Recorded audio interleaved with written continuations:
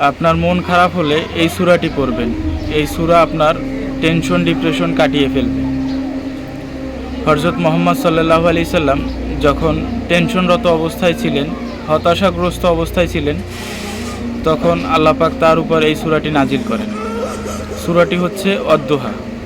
ওয়াদ-দুহা ওয়াল-লাইলি ইযা সাজা মা ওয়াদ্দাকা রাব্বুকা ওয়া মা ক্বালা ওয়ালাল আখিরাতু খায়রুল লাকা মিনাল উলা ওয়ালা সাউফা ইউতিকা রাব্বুকা ফাতারদা।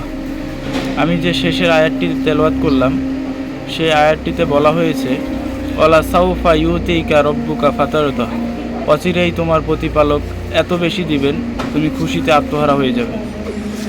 তো আমাদের টেনশন ডিপ্রেশন যতই থাকুক না কেন, এই সূরা তা বিনাশ করে দিতে সক্ষম। এই সূরা নাজিলই হয়েছে মানুষের ডিপ্রেশন টেনশন মুছে দেওয়ার জন্য।